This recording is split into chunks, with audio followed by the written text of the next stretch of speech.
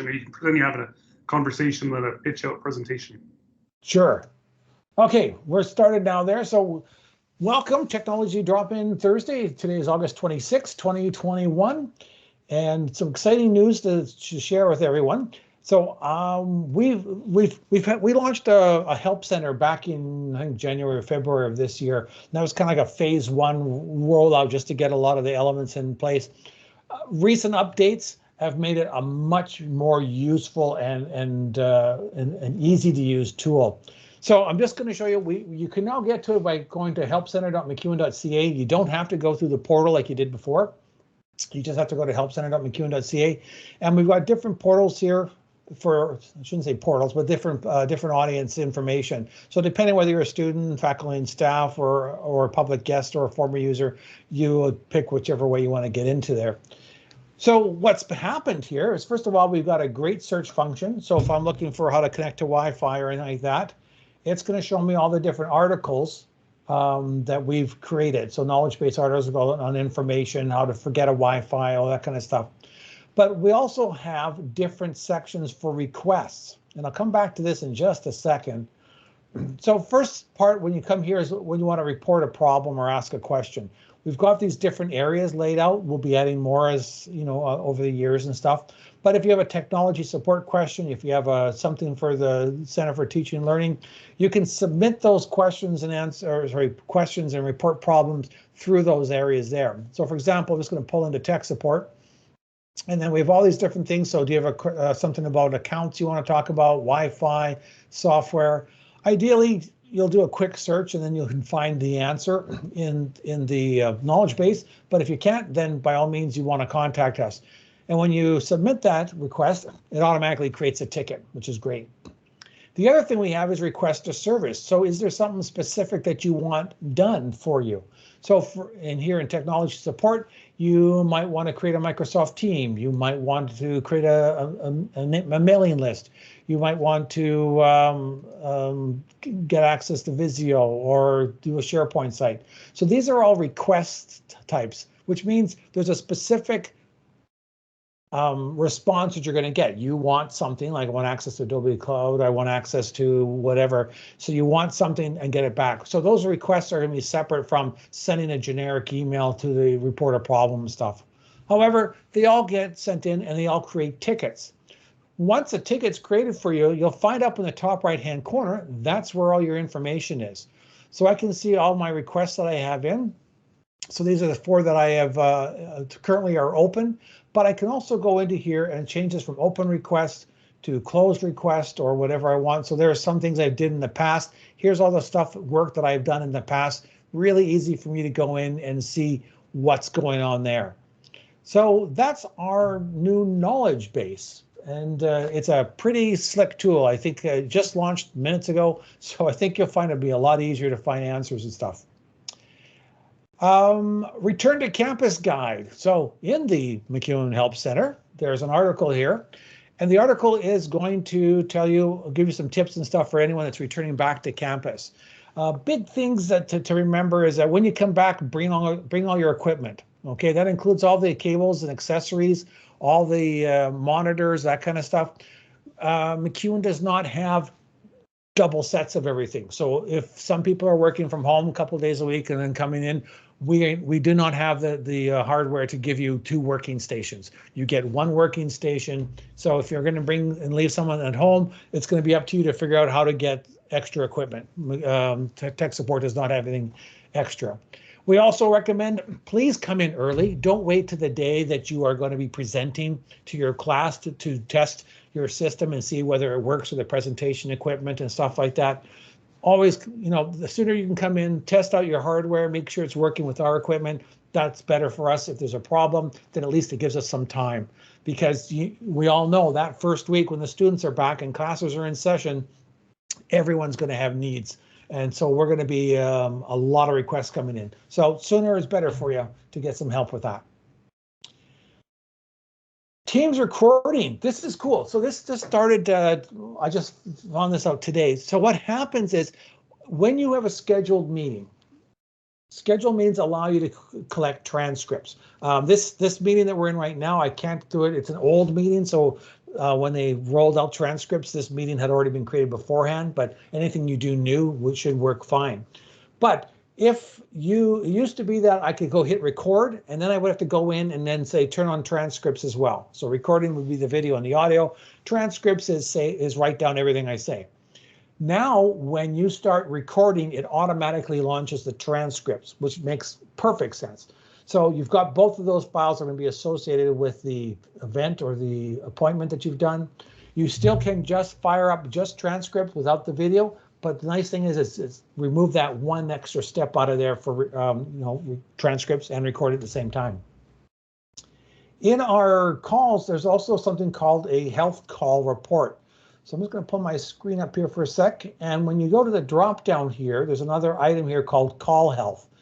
And I think they're rolling some of this stuff up. Oh no, we got some more stats. Some of the stats wasn't working earlier, but there we can see, this is for the geeky people. It's important though that you can at least look in here to see what am I supposed to be seeing. So here we can see my screen sharing. It's going to be the full size. Notice the width here of the video being sent is 640 by 360, which makes sense because I'm not doing full screen. My little head's in the bottom corner down here, as we can see, and it's the screen sharing that's taking up all the video. But for the geeky types, you might want to take a look through. It also gives you something to compare. If you're having problems, you can go in and say, okay, what's my frame rate that's being sent? And is it too high or too low or whatever? So at least it's going to help you track some of those elements in there. Okay, moving columns in Excel. This may not seem like much for people that use Excel a lot, but I have for years always gone in, right-clicked, insert a column to the right, copied and pasted and moved the stuff over because I could not get it to work. In Google Sheets, you go up top, you click twice, and then you just drag it over. It will automatically move your columns over. Excel, I could never get it to work. Saw an article the other day. If I take my cursor down here to the edge, notice how it turns into a hand. If I hold the Shift key down then, and then click and drag it, you can see the outline move. And then when I let go, it moves it. So it's kind of a little hidden thing there. You have to have that hand there. You can't just drag the hand there. That doesn't do anything. It tries to copy or move this, merge the data together.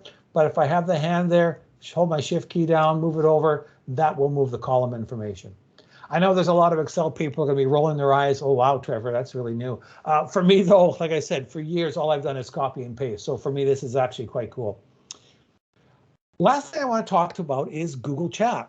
So Google Chat is Google's version of Microsoft Teams. And so if you're working with students and stuff, students don't currently have access to Teams, but you can do a lot of the same stuff in Google Chat. So back in the days of Hangouts, and you used to have Hangout chats, which was the text part, all those conversations then got moved over to Google Chat. So you'll find that here. You can go to, this is an app, but it's also chat.google.com will give you the same information. So there's all my individual users and stuff.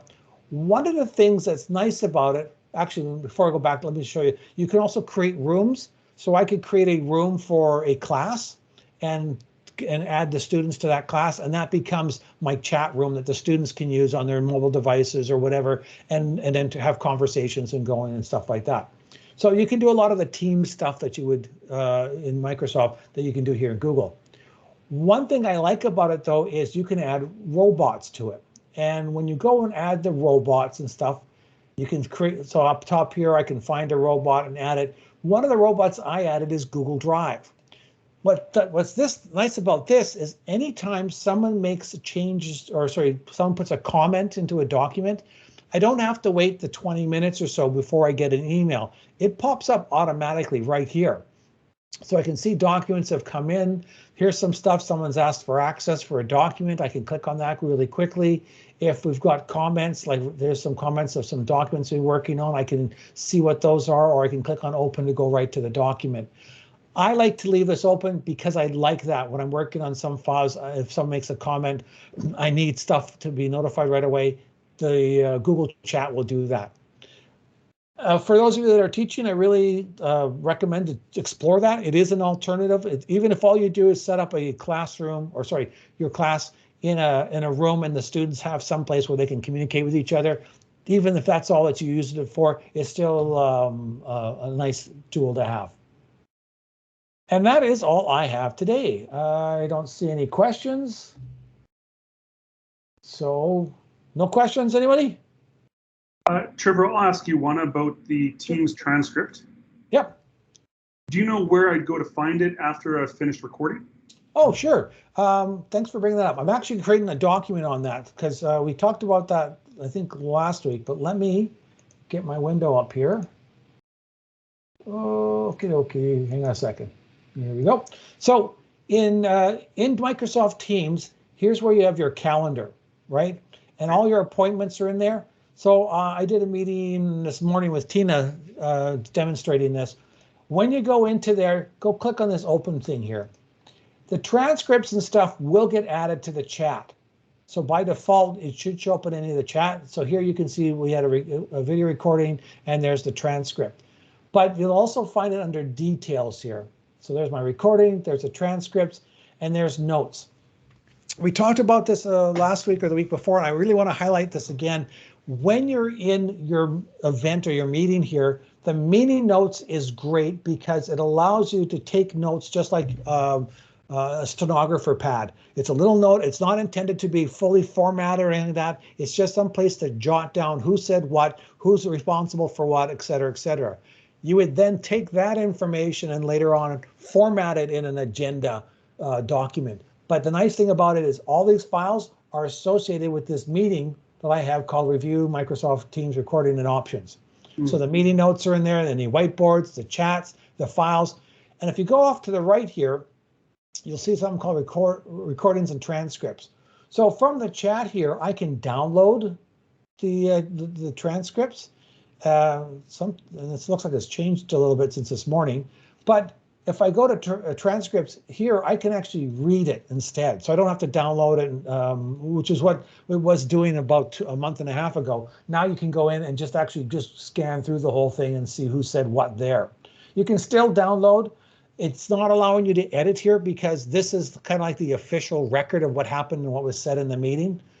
And the beauty of all this is 2 years from now, you could sit there and go, oh, you know what? We had this meeting. I'm pretty sure John said X, Y, and Z. You come to the meeting, you look up the transcripts, and bang, there's the information there. So that's one of the things I really, really like about where Microsoft Teams is going. The fact that the transcripts, the recordings, any of the other files that are in there, like the notes, are all going to be stored with the actual meeting appointment.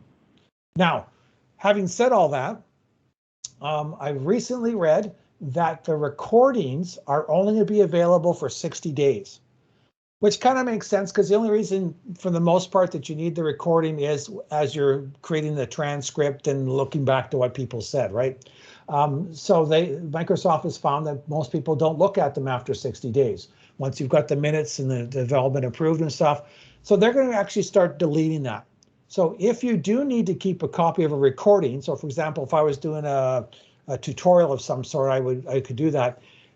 Download it, upload it somewhere else. We have access to Stream and YouTube and Google Drive and OneDrive and all that stuff. Just need to get it out of the recording stuff. Right. But you can easily still download it and then have access to it. And it's just starting to come out, I think, in the next month or so. And part of it, you will get a notification saying this recording will be deleted in such and such a time, if I remember reading the article correctly. So you'll still get more notifications as when that service actually gets flushed out in the next, I'm hoping, 30 days. I'll report back with whatever else I've learned about it. Sorry, that was a long answer to where the transcript's held. Nope. Trevor, I have a question about that too. Sure. So I had a recording that I downloaded, and because I got the notification that it was going to be deleted and I needed to see it.